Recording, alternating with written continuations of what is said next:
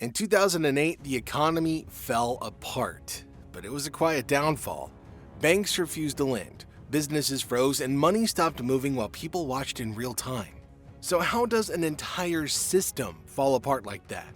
Before the collapse of 2008, nothing felt dangerous. Home prices kept rising, neighbors kept winning, and every signal said the same thing.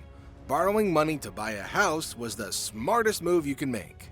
Mortgage approval mattered more than ability to pay. In fact, if you could sign your name, you qualified for a home loan. Adjustable rates, balloon payments, and ninja loans, which stood for no income, no job, no assets, were being handed out like candy. Banks used to care if you could pay a loan back. But now, the goal wasn't repayment, it was approval. The faster a loan was signed, the faster money was made. Mortgage brokers earned hundreds or even thousands for every loan signed. Banks sold those loans to investment firms within days, sometimes even hours. The system didn't reward caution, it rewarded speed. The faster the loans moved, the more money everybody made. Thousands of risky loans were bundled and made available to investors as mortgage-backed securities. These bundles were then combined to create collateralized debt obligations, or CDOs, which are even larger packages. Now, the logic here was simple. Spread the risk wide enough, and nobody would notice the danger. Layers of math, charts, and new names made danger harder to see, not easier. Labels soon became more important than comprehension, so much so that a simple stamp saying safe replaced real questions. And when smart people saw complex models and official ratings, well, they trusted them. Not because they were careless, mind you, but because the system told them that it was safe to keep on driving. The damage was massive because the bets didn't just stop at the house. The same loan could be used again and again, stacked into bigger and bigger deals. Money was borrowed on top of borrowed money, which meant a small crack at the bottom could shake the entire tower above it. And then came insurance, but not the kind you buy to protect yourself, rather the kind you buy to bet. You didn't need to own a mortgage to insure it. See, you could place a bet that it would fail, and someone else could place the same bet too. These were credit default swaps, or CDs. A single failing mortgage could trigger payouts across banks and hedge funds worldwide.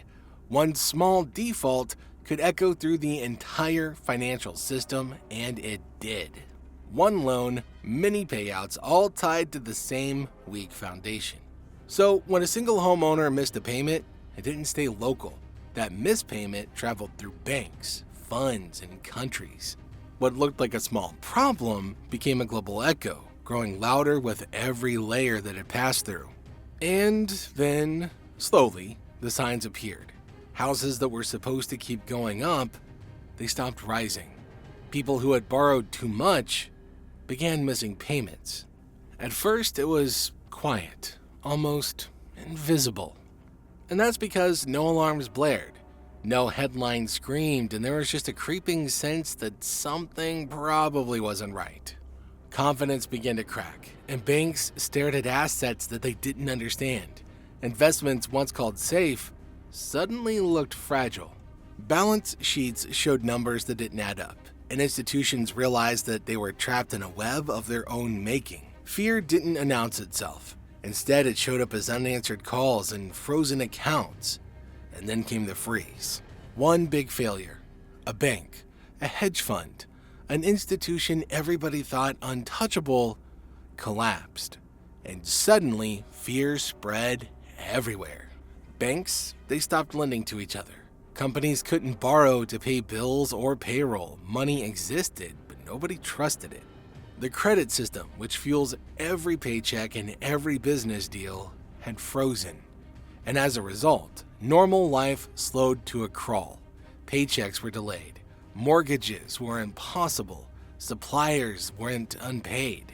The flow of money, which keeps the entire economy alive, vanished almost overnight.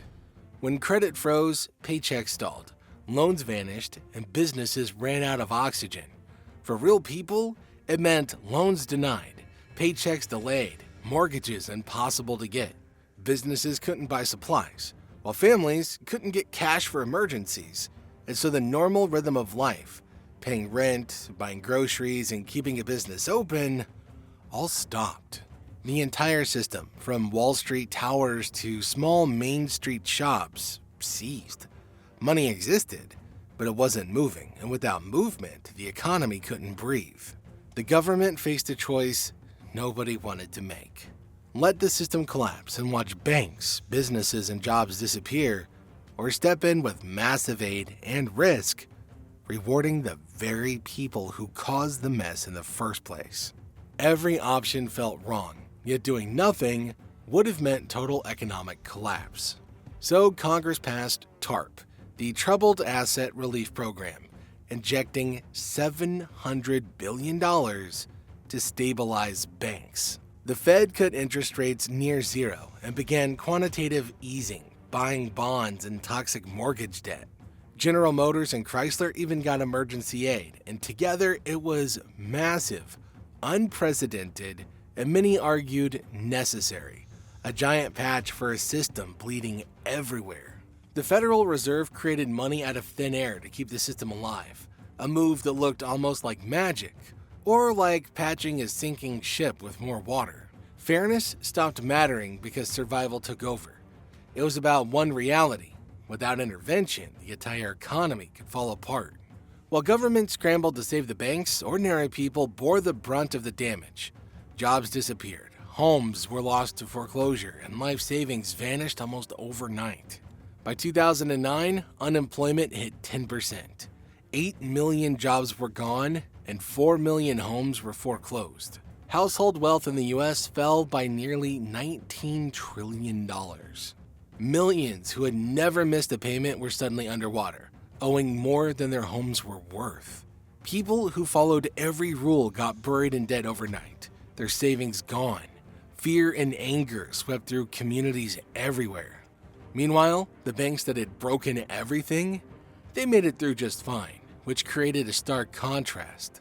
For Wall Street, it was a reset button. For Main Street, it was ruin and poverty. Many of the scars from 2008 never completely went away, and they didn't heal quickly. People stopped believing in the promise made by the system, banks, and governments. A generation was raised with the knowledge that not everyone was protected by the law and that justice didn't equate to safety. Despite the drafting of new legislation, clever flaws emerged that left the system vulnerable to the next shock. In reality, the economy never resets. Instead, it carries the memory of what happened, silently influencing how people borrowed, spent, and invested. Crises don't announce themselves with warning signs. Instead, they develop covertly, propelled by rewards, complexity, and the narratives we all decide to accept.